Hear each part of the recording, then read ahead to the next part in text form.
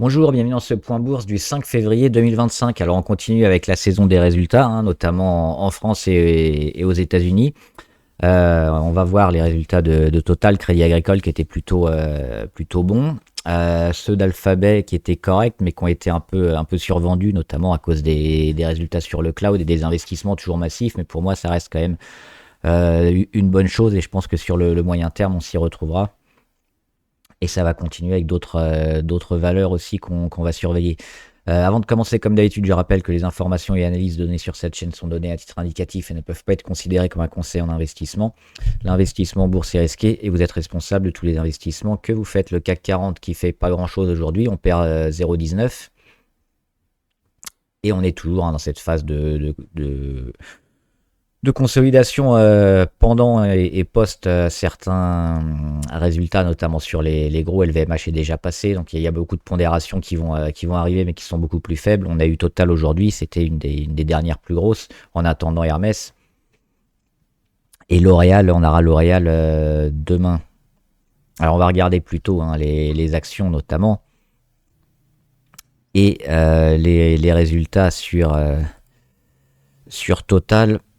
Alors, on s'attendait, on le savait, qu'il ne serait pas exceptionnel, notamment dû aux résultats sur les marges de raffinage qui étaient en baisse. Ils sont où Total? Ils sont ici. Alors, on prend quand même 1,7. On revient sur l'ancienne zone de gap ici à 58,06. On a une bonne dynamique, mais on sait qu'il y a toujours un peu de pression sur le pétrole et le Brent notamment, on le voit, qui revient sur sa moyenne à 200 et qui devrait être porté par vraiment une grosse relance de la demande et de la Chine. Pour l'instant, c'est pas encore le cas, et les pays producteurs de pétrole, l'OPEP, s'arrangera une fois que ça repartira pour augmenter encore leur production. Ils l'avaient retardé. Ils avaient déjà prévu une hausse de production qu'ils n'ont pas fait à la fin 2024, qu'ils ont retardé parce que justement, il n'y avait pas assez de demande. L'offre était toujours supérieure, donc on a retardé un peu, on a économisé des barils, on a gardé un prix relativement cher, mais ce sera à nouveau sur le tapis quand la demande repartira. Donc les pétrolières qui ont eu des dernières années quand même exceptionnelles, il va falloir se méfier. Alors l'avantage de Total, c'est qu'elle est, on l'a dit, un multicanal un peu. Elle a également de l'électricité. Alors les résultats qui ont quand même été en baisse, on le voit, sur quasiment tous les secteurs, on le voit. L'exploration-production à 10 milliards de dollars, on perd 9%. Le gaz naturel liquéfié, 4,9 milliards de dollars, on perd 21% par rapport à l'année dernière. Et donc le raffinage, moins 42%, c'est ça qui avait énormément coûté, notamment à la mi-saison l'année dernière. Et seule bonne nouvelle, c'est la branche Integrated Power en électricité qui passe à plus 17%. On a également le dividende qui sera en hausse, mais on est habitué. Total, c'est une de leurs forces, c'est la génération de dividendes, et souvent toujours de plus en plus haut. On peut regarder aussi donc le total, c'est 47 milliards. Donc là, ils sont en dollars, 47 milliards 120 millions contre 43 milliards espérés. Donc on voit qu'on a quand même surperformé, mais par rapport à ce qui s'est fait précédemment, notamment les 60, 50, etc. On était à 50, 60 milliards chaque trimestre dernièrement. Donc forcément, la baisse des coûts de raffinage a baissé un peu la performance de Total qui revient sous les 2 dollars en bénéfice par action. Donc on savait que ça allait être moyen. C'est un peu mieux qu'espéré, mais ça reste quand même ça reste en baisse. Alors malgré les perspectives qui sont plutôt correctes, moi je serais quand même prudent sur Total, qui a certainement vécu ces dernières années assez exceptionnelles. Et il faudrait peut-être attendre une reprise de la demande un peu plus forte pour revoir Total progresser. Là, on est toujours un peu en descente sur le cours, notamment par rapport à la moyenne à 200 ici. Il faudra la passer. Si on la passe, alors peut-être qu'on pourrait espérer voir un début 2025. On va surveiller aussi les pétrolières américaines et puis toujours la possibilité de Total de se faire coter aux États-Unis plus qu'en France. Mais pour l'instant, je pense qu'il faut être relativement prudent, hein, parce qu'on a déjà vécu un beau rebond. Les résultats sont pas si bons que ça, même ils ont été achetés. Et donc plutôt être observateur sur Total. On va regarder également Alphabet. Alphabet qui a donné ses résultats, et des résultats plutôt excellents, encore une fois, mais qui ont été largement vendus, hein. Alphabet, ils perdent 7 à 8%. Alors, on le voit, hein, ils ont annoncé 96 milliards 47 contre les 96,69 attendus. C'est un tout petit peu moins bien, mais surtout plus de 90 milliards, ça leur était pas arrivé, hein, ces derniers trimestres. On le voit, on était entre 60 70, on arrivait à peine aux 80 milliards dernièrement. Donc là, on explose tout, on continue. Ce qui a inquiété, c'est surtout la performance dans le cloud, hein, comme sur Microsoft, qui a été jugée un peu décevante. Et les annonces aussi d'investissement dans l'IA qui continuent, mais comme Amazon, comme tous les gros, hein, qui continuent d'investir massivement dans l'intelligence artificielle. C'est ces investissements qui vont leur permettre de générer encore plus tard beaucoup de bénéfices. Donc pour moi, c'est pas une mauvaise chose, même si ça fait un peu peur, et puis ça monte les ratios notamment. C'est, je pense, toujours une excellente valeur. Donc petite correction aujourd'hui.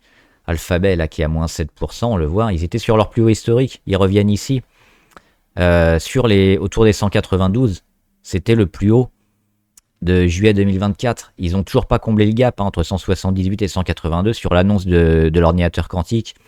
Pour moi, c'est une petite correction qui devrait s'acheter, qui devrait se payer, qui devrait continuer la tendance sur Alphabet.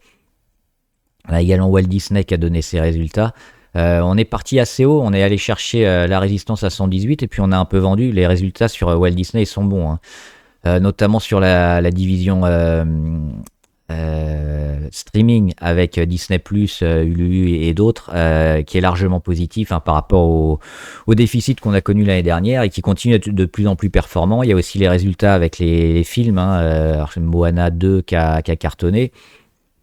Donc je pense que 2025 sera aussi très fort sur Walt Disney.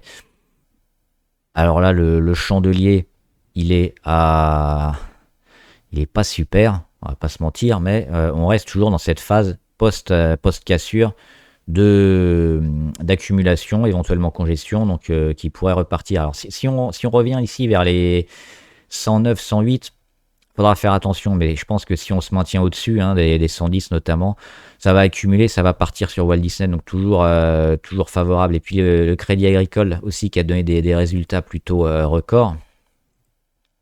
Là aussi, plus 0,8, mais c'est des résultats qui ont été vendus, hein, en cours de séance. Il y a quasiment plus de gap.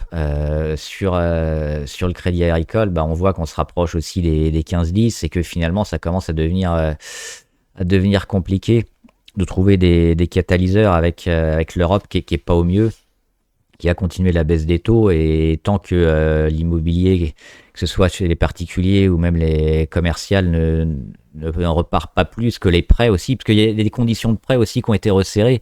Malgré le fait que la BCE baisse ses taux, les conditions de prêt se sont resserrées. Donc il y a eu moins de prêts donnés ces derniers mois, alors qu'il en faudrait beaucoup plus. Donc là aussi, ça pèse sur les bancaires. Pour moi, ça manque un peu de peps, ce qui se passe actuellement en Europe sur les bancaires. Et c'est pas forcément le secteur que je jouerais maintenant à court terme, quand on arrive quand même sur des niveaux pas loin de niveaux résistance sur beaucoup de valeurs. Voilà, BNP, c'est pareil, hein, elle a donné des bons résultats hier, mais qu'est-ce qu'elle fait aujourd'hui? Elle commence à rendre une partie, on commence à consolider sur des niveaux clés, on va même pas taper les anciennes résistances, donc ça manque de force un peu sur les bancaires. C'est ça qui m'embête un peu. On peut regarder également AMD qui a donné ses résultats. Alors je les ai pas, les résultats d'AMD. On va regarder juste le graphe, qui était quand même pas terrible, parce qu'ils se sont fait un peu... ça a été un petit peu racheté en cours de séance, mais on perd sur AMD, on le voit, 8%, on était à moins 10, et même un peu pire tout à l'heure. Ça continue de baisser, hein, sur AMD. Il n'y a rien à faire, hein. Toujours depuis le gap ici du mois d'octobre, on fait que baisser. Et les concurrents, et notamment les gros, Nvidia, qu'est-ce qu'ils font? Qui sont attaqués aussi, hein. On a parlé avec DeepSeek notamment. Bah, ça résiste, et ça résiste beaucoup mieux, c'est beaucoup plus fort. On est revenu, hein, ici, toujours jouer la moyenne à 200. On l'a lâché à peine pendant 2 jours, mais on sent quand même une volonté de rattrapage. Et Nvidia, ça lâche pas. Donc, pour l'instant, ils font le travail intéressant de travail sur la moyenne à 200 pour pas lâcher le temps que les ventes se fassent. Et quand il n'y aura plus de ventes, on verra où on sera. Mais pour l'instant, s'il y a toujours cette force, hein, acheteuse sur Nvidia, et qu'il n'y aura plus de vente ici sur les 120, on va pouvoir repartir et construire tranquillement au-dessus. Donc, ce qu'on disait sur Nvidia, d'être plutôt prudent, si on revient au-dessus des 124, on confirmera quand même une opportunité de marché, hein, pour beaucoup d'actionnaires d'Nvidia qui sont rentrés dernièrement suite au creux DeepSeek. Là aussi, on n'aura pas la même année qu'on a eu en 2023-2024. Faudra pas rêver, je pense, parce que la croissance, elle est plus pareille sur Nvidia. Mais ça reste un leader qui sera certainement amené à confirmer. Et puis on a également les résultats de Novo Nordisk qui sont tombés. Alors il y a Eli aussi qui annonce ses résultats demain. Sur Novo Nordisk, moi j'ai toujours quelques doutes parce que on le voit, on a perdu 44%. Le problème, c'est que déjà il y a des effets secondaires qui commencent à arriver, qui sont compliqués à gérer pour tous ceux qui ont les traitements, hein, d'anti-obésité. Avant, ça coûtait très cher. Il y a eu un peu de concurrence, donc on a baissé les prix des médicaments. Donc forcément, les marges et la croissance, elle est amenée à pas être ce qu'on a connu aussi ces dernières années. Donc ça va baisser, que ce soit Eli Lilly ou Novo Nordisk, hein, notamment sur les sémaglutides pour lutter contre l'obésité.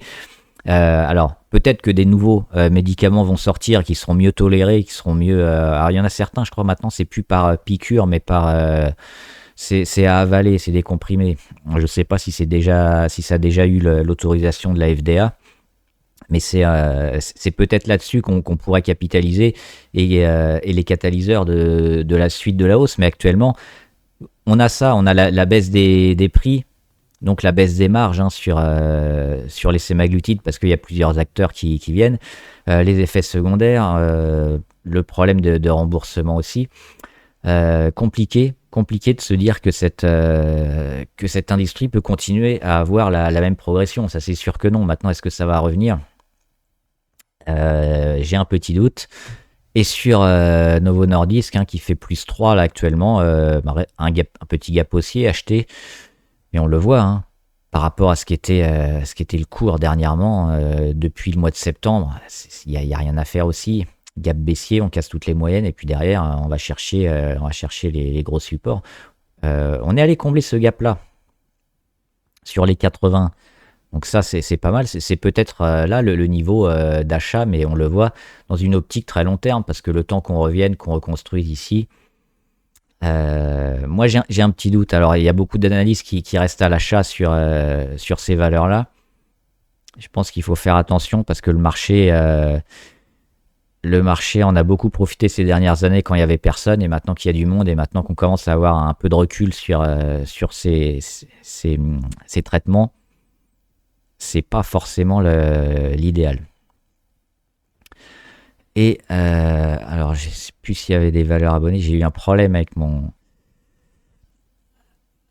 PC, donc qui a pas enregistré tout ce que j'ai fait aujourd'hui. Donc, je crois que j'en avais rajouté, mais vous me redirez les valeurs abonnées pour la prochaine fois, parce que là, je ne les ai plus.